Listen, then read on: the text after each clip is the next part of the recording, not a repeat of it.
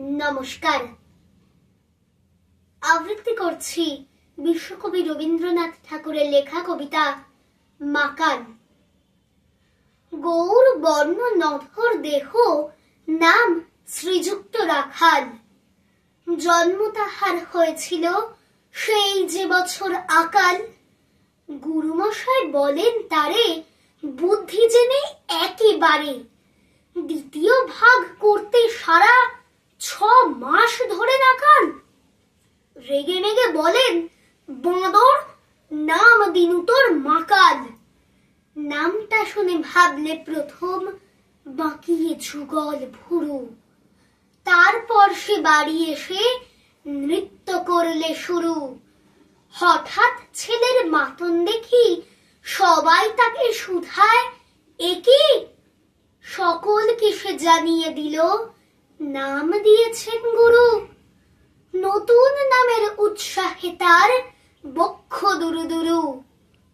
কোলের উপরে বসিয়ে দাদা বললে কানে কানে, গুরু মশাই গাল দিয়েছেন, বুঝিস নে তার মানে? রাখাল বলে কখনো না, মাঝে আমায় বলেন শোনা, সেটা তো গাল নয়। সে কথা পাড়ার সবাই জানে। আচ্ছা, তোমায় দেখিয়ে দেব, চলো তো ওইখানে। টেনে নিয়ে গেল তাকে পুকুর পাড়ের কাছে। বেড়ার উপরে লতায় যেথা মাকাল ফলে আছে। বললে, দাদা সত্যি বলো, সোনার চেয়ে মন্দ হলো?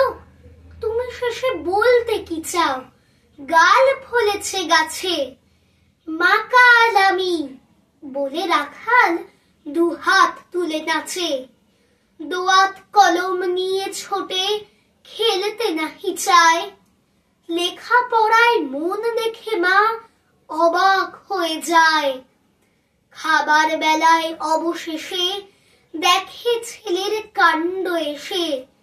মেঝের পরে ঝুঁকে পড়ে খাতার পাতাটায় লাইন টেনে লিখছে শুধু, মাকাল চন্দ্র রায়।